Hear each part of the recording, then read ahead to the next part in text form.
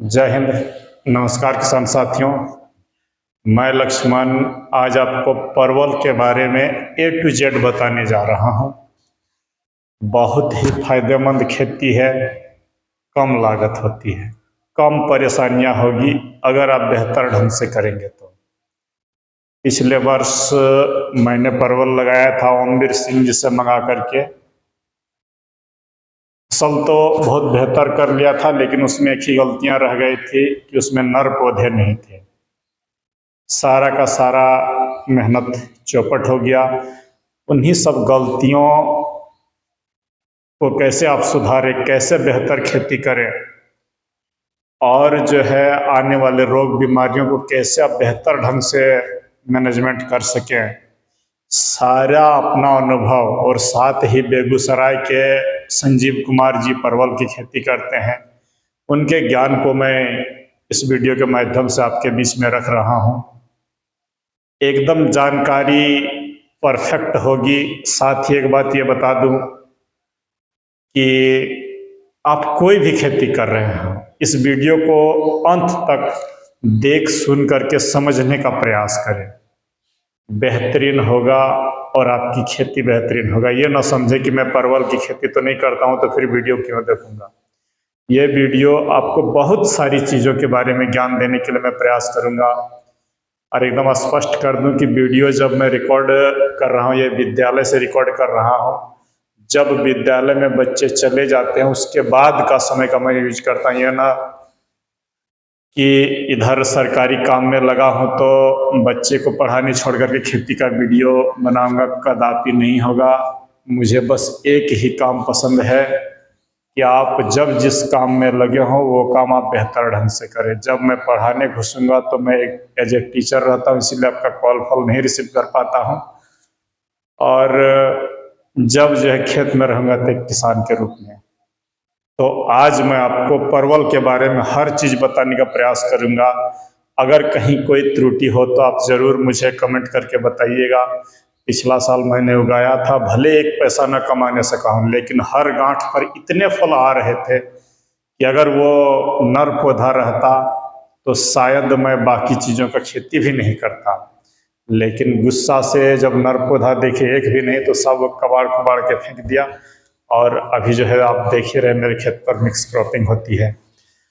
एकदम आते हैं इस जो ये पूरा वीडियो होगा इस पर मैं जो चर्चा करूंगा। सबसे पहले कौन सा वैरायटी आप लगाएं, बीज वैरायटी कौन सा चुनें, समय क्या होगी, मृदा माने मिट्टी कैसी मिट्टी होगी, बेसल डोज आप क्या क्या डालेंगे, लगाने की परफेक्ट विधि माने प्लांट टू प्लांट और रोड टू रोड डिस्टेंस क्या होगी, रोग बीमारियां कौन कौन से आएंगे, पोषण आप कैसे देंगे, विशेष सतर्कताएं क्या होगी, दवा कौन कौन सा आपके घर में रहना चाहिए, और जो आने वाले रोग बीमारियों को बेहतर नियंत्रण आप कैसे करेंगे। यही परवल के बहाने आपको रोग बीमारी से भी लड़ने सिखा दूंगा। तो चलिए बढ़ते हैं आगे की ओर। सबसे पहला जो है ये टॉपिक आता है वैरायटी का। बीज वैरायटी की अगर बात करूं तो आपको हाइब्रिड में अगर नरेंद्र वन मिल जाए, राजेंद्र मिल जाए, या तो भागलपुर या बांकुड़ा वाली जो देसी परवल बिना धारी वाली होती है। धारी वाली थोड़े कम रेट में बिकता है, लेकिन बिना धारी वाली जिसे हम लोग बांकुड़ा परवल बोलते हैं, भागलपुरी परवल, अगर आप उसे लगाते हैं सफ़ेद चिकनी परवल तो उसमें उत्पादन भी ज़्यादा होता है, बड़ा साइज भी रहता है और आपका जो है देसी होने के कारण रोग बीमारियां भी कम आती है। हालांकि हाइब्रिड में भी वो आ चुका है। तो ये हो गया वैरायटी की बात। आपके घर में जो भी वैरायटी आप उसे लगाइए। और जो है एक बात यहाँ पर स्पष्ट कर दूं कि जब भी आप परवल की खेती करें तो 10 मादा पौधों के बीच एक नर पौधा होना बहुत जरूरी है। वरन 6 पौधा पर ही नर रहे तो एक नर रहे तो ज़्यादा अच्छा होगा, आपका उत्पादन ज़्यादा मिलेगा। चलिए किसान साथियों, अब आते हैं, बात रहेगी लगाएं कब आप। अधिकतम रेट प्राप्त करने के लिए अगर आप इसे अक्टूबर में लगा रहे हैं, अक्टूबर से फरवरी तक आप कभी भी लगा सकते हैं। ठंड में ग्रो नहीं करता है, सड़ जाता है लताएं, इसीलिए आप अक्टूबर में अगर लगा करके रख देते हैं और उसके बीच जो खाली स्पेस है उस जगह पर आप इंटरक्रॉपिंग के रूप में मटर, धनिया, पालक या जुकनी लगाकर एक्स्ट्रा इनकम कर लेते हैं तो ये अक्टूबर में लगाया हुआ परवल आपका फरवरी में सनसना के चलेगा और सबों से आगे आप 2 पैसा बना लेंगे। तो बेहतरीन समय है अक्टूबर से। अगर आप फरवरी में लगा रहे हैं तो पीछे भी आपको मिलेगा उत्पादन कम, जो है आपका रेट मिल सकेगा। आगे बढ़ते हैं लगाने की विधि। मैं यहाँ पर 2 विधियों की बात करूँगा। सबसे जो अच्छा होता है रोग बीमारी कम अधिक उत्पादन, आपको मचान विधि से लगाना है, बांस तार पर। ये मचान विधि पर आप बांस तार, जाली, रस्सी, सुतरी से ये 10-10 फीट का इस तरह से लाइन खींचे। एक लाइन से दूसरे लाइन के बीच 10 फीट रहे और एक प्लांट से दूसरे प्लांट के बीच 3 फीट रहे। ये बांस तार वाले नॉर्मल वाले के लिए बताऊंगा। बांस तार में ये इस तरह से सीधे लाइन पर लगाएं, लाइन से लाइन 10 फीट और ये पौधे से पौधा 3 फीट। 1, 2, 3 पौधा जब हो तो यहाँ पर आप एक नर जरूर लगा दें हर 3 पौधा के बाद। माने चौथे 5वें पौधा पर एक नर का पौधा लगा दीजिए। और यूं तो 10 बोला जाता है, मैं 5 ही बोल रहा हूँ ताकि आपका पोलिनेशन अच्छा ढंग से हो। ये जो बीच का स्पेस बताए थे अक्टूबर माह में, इसमें आप धनिया, मेथी, पालक, मटर, जुकनी, ये सब छोटी फसलें आप लगा करके इन्हें धीरे धीरे चढ़ने दें और इस जगह से भी आप एक्स्ट्रा इनकम कर सकते हैं। खेत का सदुपयोग भी हो जाएगा, खेत का सतत निगरानी भी होगी और आपका जो है ये बोले तो 2 पैसा बन भी जाएगा। जब आपका परवल की लताएं, बेल पूरी तरीके से फैल जाए तो नीचे इस जगह पर आप ये जो खाली जगह जहां पर आप खेती कर रहे थे, गर्मी के दिनों में आप इस पर मिर्च लगा सकते हैं, शिमला मिर्च लगा सकते हैं, जो कि बेहतर 2 पैसा देगा। और नहीं तो बिचाली दे करके आप कवर कर दें। इस तरीके से आपको जो मर्जी हो। हालांकि असुविधा होता है मिर्च, शिमला मिर्च अगर आप लगाए हो, लेकिन बिचाली दे के कवर कर देंगे तो खरपतवार भी नहीं आएगा और आपका प्लांट भी अच्छा चलेगा, क्या कहते हैं। लेकिन बस एक ही बात कहूँगा, ज़मीन पर भी नॉर्मल विधि में इस तरह बिचाली दे करके भी भागलपुर वगैरह में खूब किया जाता है। किसान साथी का घर का जड़ रहता है, लगा देते हैं, जो 2 पैसा मिल जाए, मेहनत कम होता है, बरसात में गल गाल की खत्म हो जाता है। लेकिन अगर आप इसको सालों साल 2-5 साल चलाना चाहते हैं तो इस तरीके से मचान बनाइए। अक्टूबर में मचान खत्म कर दीजिए, फिर नया मचान आप फरवरी में बनाइए। हर साल मचान बनाइए, काट के नया पौधा एक बार लगाइएगा तो 5 साल तक आपको उत्पादन बेहतरीन ढंग से मिलते जाएगा। चलिए आगे बढ़ते हैं कि मिट्टी कौन सी होनी चाहिए। मिट्टी अगर आपके पास बलुई दोमट मिट्टी है तो सबसे बेहतर होगी परवल के लिए, और नहीं तो नदी किनारे वाली जो जमीन होती है वो बेहतर है। भारी मिट्टी में थोड़ा कम होगा क्योंकि वहाँ जड़ों का विकास नहीं हो पाता है। परवल के लिए बस एक ही बात ख्याल रखें कि बलुई दोमट मिट्टी द बेस्ट है। आगे बढ़ते हैं किसान साथियों। अगर हम बात करें कि बेसल डोज में आप क्या दें, तो परवल और बैगन के बारे में एक जो हम लोगों के देहातों में कहावत प्रचलित है, ये राक्षस पौधा होता है। आप जितना खिलाएंगे उसके लिए कम होगा, और जब खिलाएंगे तो वो आपको उतना ही बेनिफिट देगा। पोषण आप जितना खिलाएंगे परवल खाएगा। तो यहाँ पर आपको सड़ी हुई गोबर की खाद देना बहुत जरूरी है। ट्राइकोडर्मा से उपचारित कर लें और उसमें से जो है 1 एकड़ में 3 से 4 ट्रॉली लगा दें। और उसके साथ क्या क्या चीज़ें दें, DAP ले लें 100 kilo, MOP 70 kilo, SSP 100 kilo, 5 kg sulphur, 10 kg जाइम, रिजेंट GR 5 kg, सबों को गोबर के साथ मिला करके हर पौधे के सामने थोड़ा थोड़ा डाल दें। अगर आप मेरे मेथड से चलेंगे तो सिर्फ गोबर की खाद दे करके रोपाई कर दें। और यदि आप फसल भुट्टी और हेलीकॉप्टर डोज दे रहे हैं तो ये भारी भरकम खाद देने की कोई ज़रूरत नहीं, खेती बेहतर होगा। हाँ, सिर्फ रिजेंट GR आपको देना पड़ेगा ताकि व्हाइट फ्लाई और निमाटोड को आपको बेहतरीन ढंग से आप मैनेज कर सकें। तो ये हेलीकॉप्टर डोज और फसल भुट्टी आपके उत्पादन को बूस्ट करेगा। तो इतना खर्चा करने की मैं कहूँगा कोई ज़रूरत नहीं। आप एक दाना भी रासायनिक खाद अभी ना दें, सिर्फ गोबर की खाद देकर के रोपाई कर दें और रिजेंट GR दे करके, और ये जो है हेलीकॉप्टर डोज और फसल भुट्टी के सहारे आपकी खेती होगी, दमदार होगी, कम लागत में अच्छी होगी। चलिए आगे बढ़ते हैं किसान साथियों। ये अगर हम बात करेंगे कि ये आपको क्या क्या पोषण के लिए चीज़ें रखना होगा, क्या कहते हैं। तो सबसे पहले जो है ये देखिए, सरसों खली आपको चाहिए, घरों में होंगे, डीएपी चाहिए, एमओपी चाहिए, एसएसपी चाहिए, boron, zinc, magnesium, Biovita seed, गुड़, दूध, अंडा, इसाबियन, ह्यूमिक एसिड, चूना, सेंधा नमक, एंट्राकॉल, 05234 0050, और आपका जो है ये इतना पोषण के लिए आपको लगेगा ही।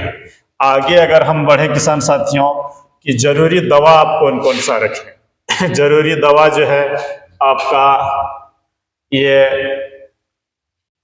मैं रोग बीमारी पर आऊंगा कि कौन कौन सी रोग बीमारी आई, उससे पहले आपको बता दूं कि फंगीसाइड के रूप में आपको रखना है साफ, Ridomil gold, blue copper, streptocycline, Amistar top, Curzate और फ्लिक्स सुपर।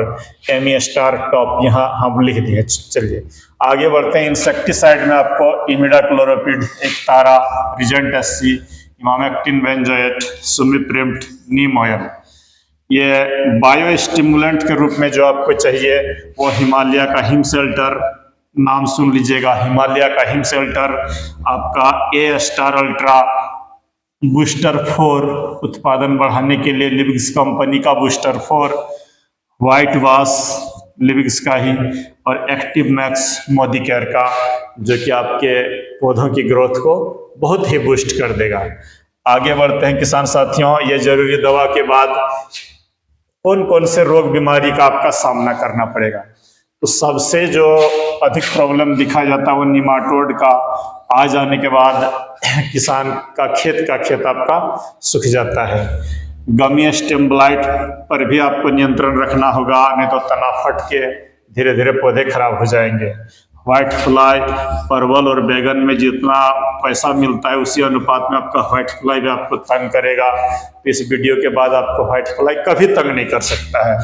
बरसात में डाउनी मिल्ड्यू, पाउडरी मिल्ड्यू, फल का पीला होना, इल्ली और फल सड़न, ये सब का जो है आपको प्रॉब्लम का सामना करना होगा। फूल झड़ जा रहे हैं और फूल फल बढ़ाएंगे कैसे आप, इन सब ये 9 टॉपिक पर मैं बारी बारी से चर्चा करूंगा। तो चलिए आगे बढ़ते हैं। ये जो हमारा ये हो गया, ये सबसे पहले आते हैं निमाटोड। निमाटोड की अगर हम बात करें तो ये जो आपका लताएं हैं, इस लता के जड़ों में इस तरीके से जो गोल गोल गांठें बन जाती हैं, ये गांठें जो है निमाटोड रहता है।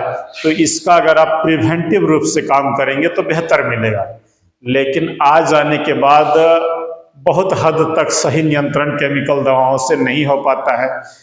दीजिएगा 10-15 दिन नियंत्रण रहेगा, फिर बढ़ने लगेगा। तो अगर आप समेकित रणनीति अपना रहे हैं तो आपके खेत में निमाटोड झांकने भी नहीं आएगा। ये जो सूत्रकृमि होता है अपने भोजन की तलाश में, वो जब मिट्टी पर आप रासायनिक खाद हर्बिसाइड डाल डाल के उसके भोजन को समाप्त करते हैं, सूर्य प्रकाश की कम पहुंचता है तो आपको तंग करता है। अगर हम उसके भोजन की पूर्ति कर दें तो वो कभी आपके पौधे की ओर झांकने नहीं आएगा।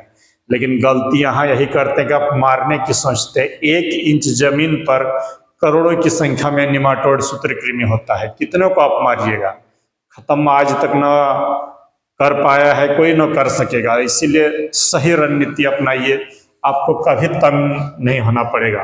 रोपते समय सबसे पहले आपको क्या करना है, जो गोबर का खाद आप दे रहे हैं उसमें बेसिलस लीलासिनस, ट्राइकोडर्मा हर्जेनम और एक उत्कर्ष कंपनी का प्रोडक्ट आता है निमाटोज 3। इस तीनों को अगर आप मिला करके गोबर के साथ दे रहे हैं तो बहुत हद तक आपका नियंत्रण रहेगा, मैंने आएगा ही नहीं।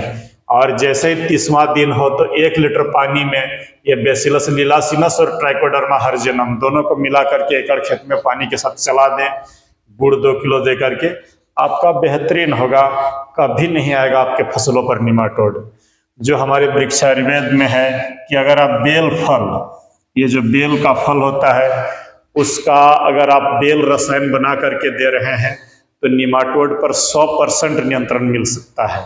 1 एकड़ खेत के लिए 20 किलो बेल का फल लें और उसमें जो है 3 किलो गुड़ मिला करके उसे अच्छी तरीके से सड़ा करके 3 महीना सड़ाना होता है, तब दिया जाता है। महुआ की खल्ली 100 किलो 8-10 रुपया किलो आराम से छत्तीसगढ़ वगैरह में मिल जाता है, और नीम खल्ली 100 किलो। ये दोनों अगर आप मिला करके रोपते समय दे दिए हैं तो निमाटोड नहीं आएगा और नहीं आएगा, खर्च कुछ नहीं होगा। नीम खल्ली और महुआ खल्ली आपके उत्पादन को भी बूस्ट कर देता है, क्योंकि उसमें एनपीके रहता है, माइक्रो न्यूट्रिएंट रहता है।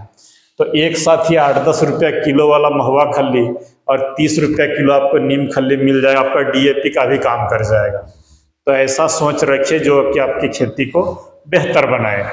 अगर निमाटोड आ गया है इन सब के बावजूद, तो आपको बायर की वेलम प्राइम या वेलम फ्लेक्सी जो होती है उसी पर आपको आश्रित रहना होगा, दूसरा कोई चीज़ नहीं। हर 10 में 15 दिन पर आपको जड़ में ड्रेंचिंग करना ही होगा, स्प्रे से कुछ काम नहीं होगा। यह हो गया आपका निमाटोड। आगे बढ़ते हैं किसान साथियों। निमाटोड के बाद गमी स्टेम ब्लाइट।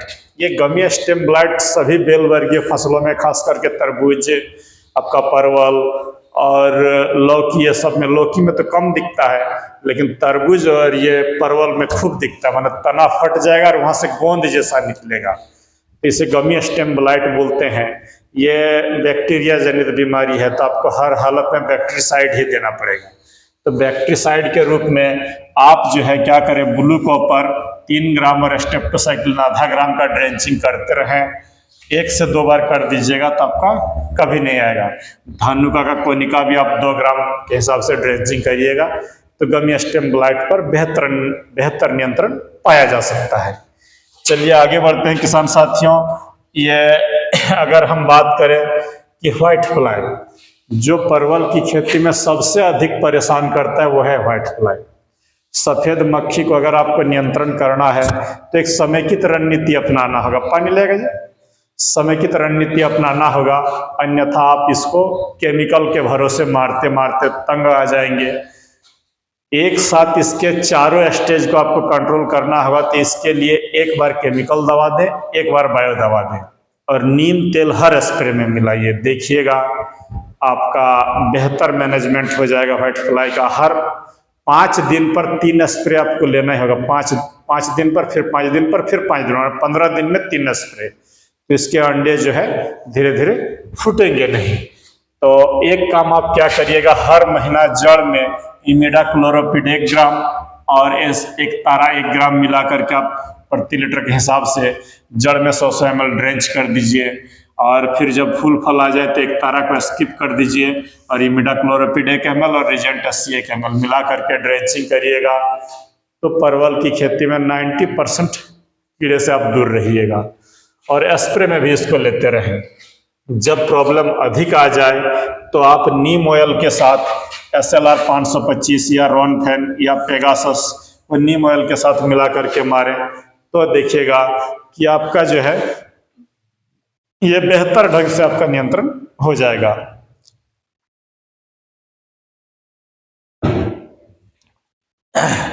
अगर आगे हम बढ़ते हैं कि इसको मारने के लिए आप केमिकली रूप से जो है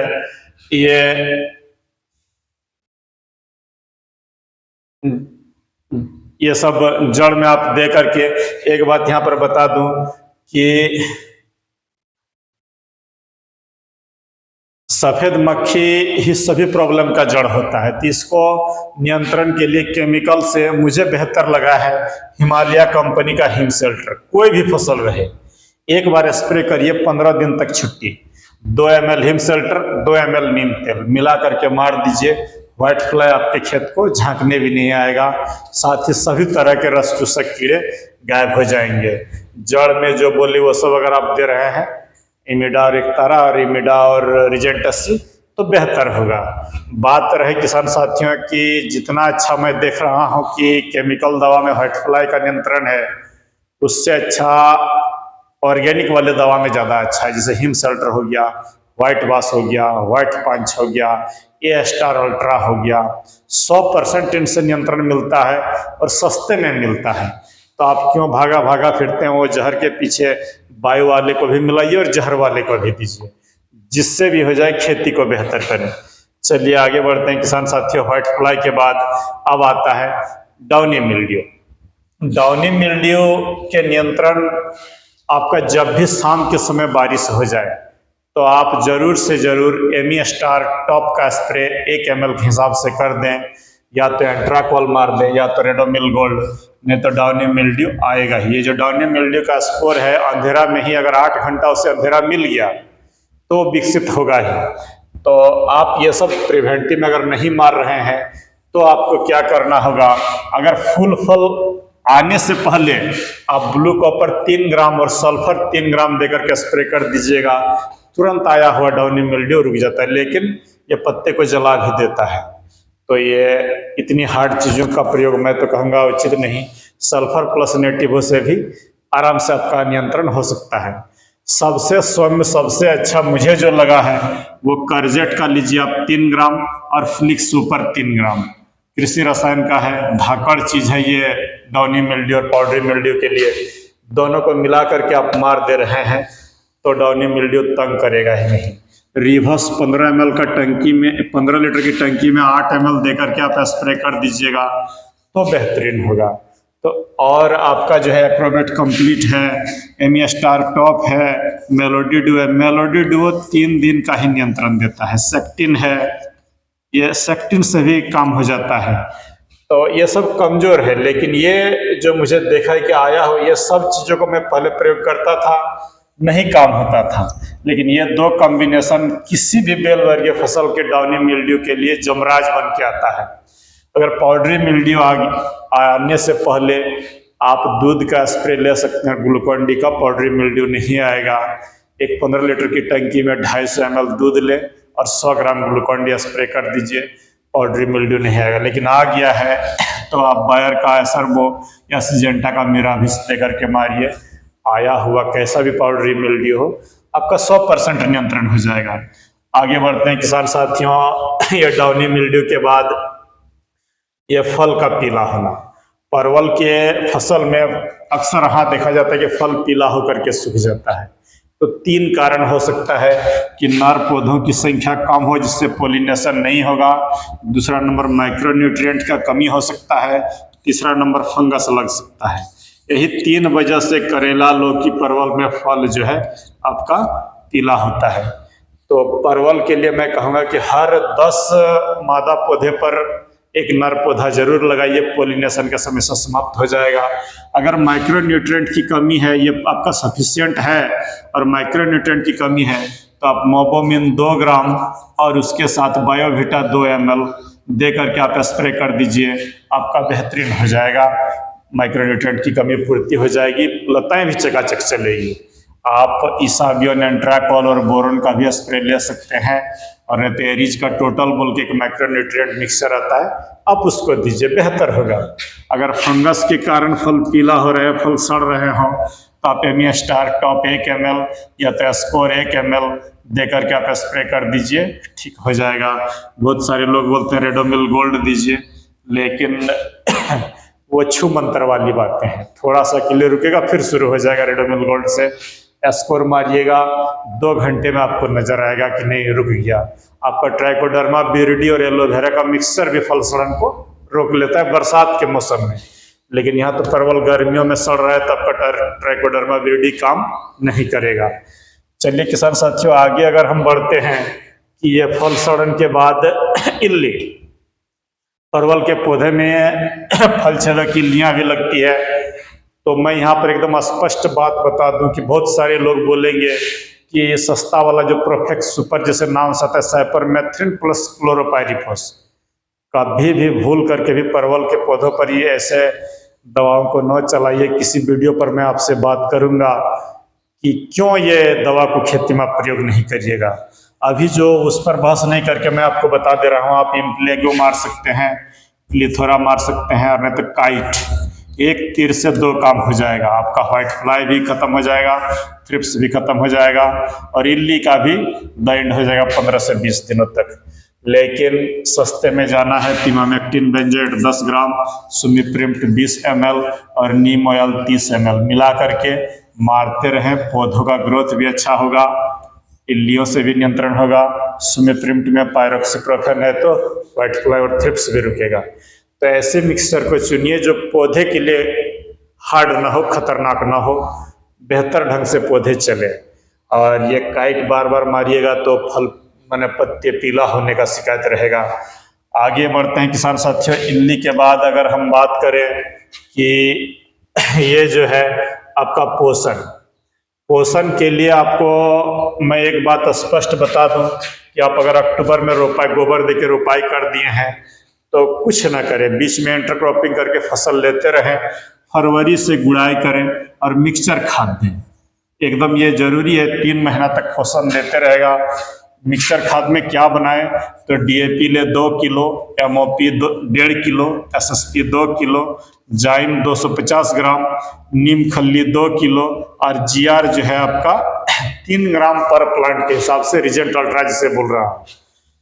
इस मिक्सचर को मिला करके हर पौधे के सामने लगभग 50 ग्राम आप दे दीजिए, तो देखेंगे कि आप कभी अगर स्प्रे नहीं भी ले सक रहे हैं, हेलीकॉप्टर डोज नहीं भी दे रहे हैं, तो ये खाना पोषण का पूर्ति कंटिन्यू रूप से करता रहेगा। जैसे ये जो नीम खल्ली है, जीआर है, जाइम है, DOP, MOP, SSP, slow release fertilizer, ये सब मिक्सचर देना जरूरी है। आप एक काम जरूर कर लें, जब भी पानी चलाएं अल्टरनेट रूप से ये 3 चीजों को चलाते रहें। सबसे पहले जीवामृत दें, उसके बाद हेलीकॉप्टर डोज दें, उसके बाद फसल घुट्टी दें। जीवामृत बनाने की बात यहाँ मैं आप बहुत सारे जगहों पर देख चुके होंगे। हेलीकॉप्टर डोज और फसल घुट्टी पर थोड़ा सा मैं आपको यहाँ चर्चा कर दूं कि बहुत सारे किसान साथियों को इसमें दिक्कत होता था, तो चलिए थोड़ा सा चर्चा कर दे रहा हूँ। एक 200 लीटर का ड्रम लें और उसमें जो है 3 किलो गुड़, 3 किलो ह्यूमिक एसिड आप 3 दिनों तक सड़ने दें। हेलीकॉप्टर डोज के लिए सुन ले गौर से, एक ड्रम ले, 3 किलो गुड़, 3 किलो ह्यूमिक एसिड सड़ा दीजिए 3 दिनों तक।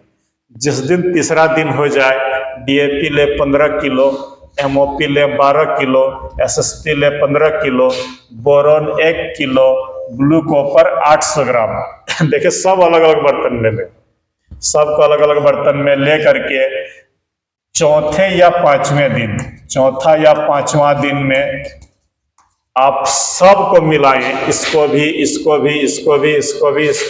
भी मिला करके जितना डाइल्यूटेड कर सकेंगे। बात गौर से सुन लीजिए, गाढ़ा दीजिएगा, कम रिजल्ट मिलेगा।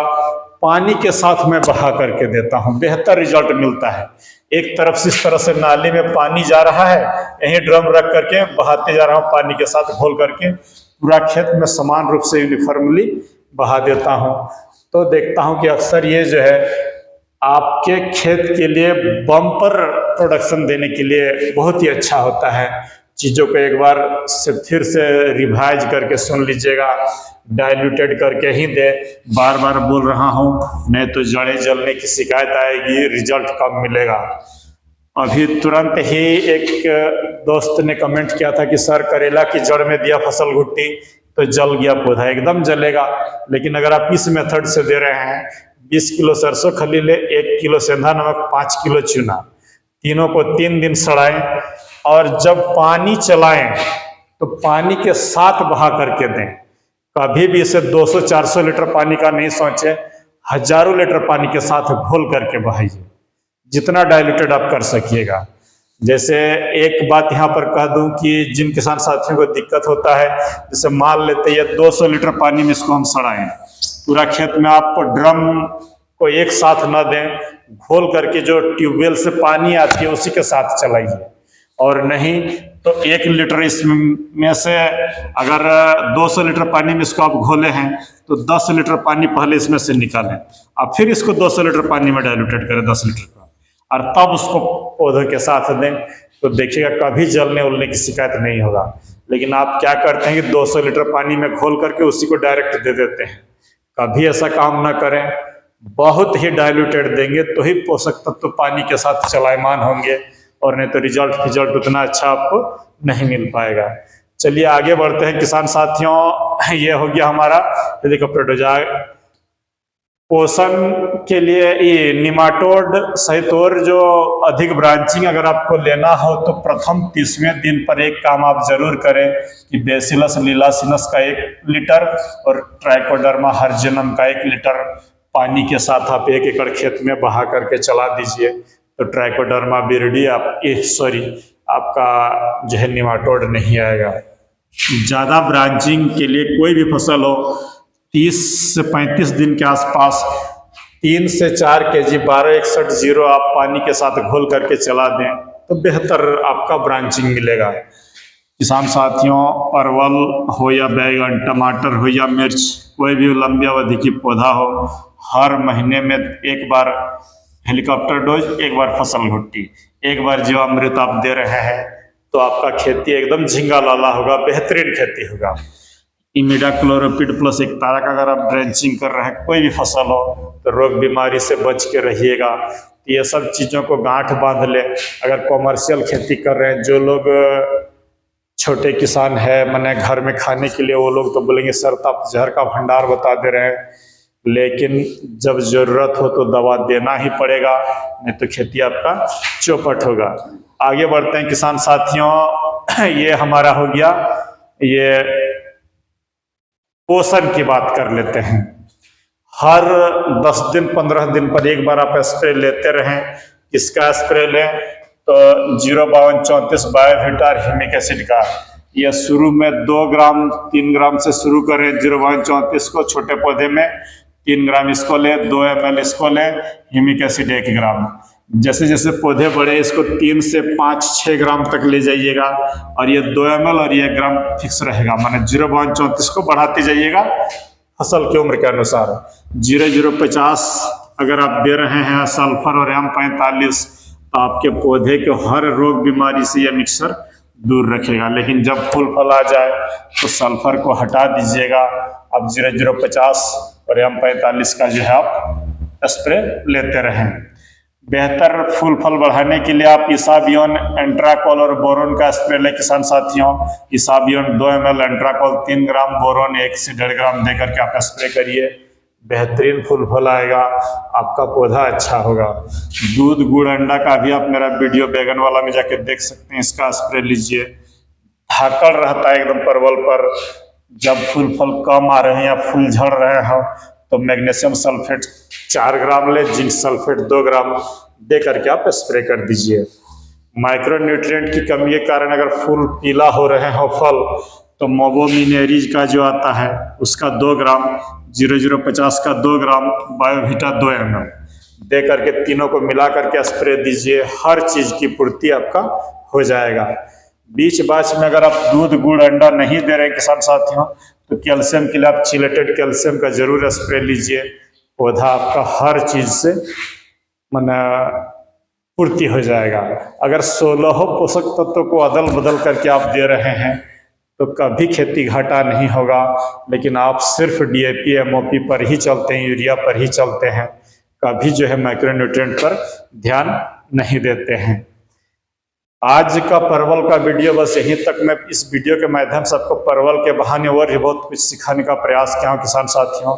कोशिश ये करिएगा कि 1-2 किसानों के ग्रुप में ज़रूर शेयर कर दीजिएगा और लाइक ज़रूर कर लीजिएगा। धन्यवाद, नमस्कार, जय हिंद।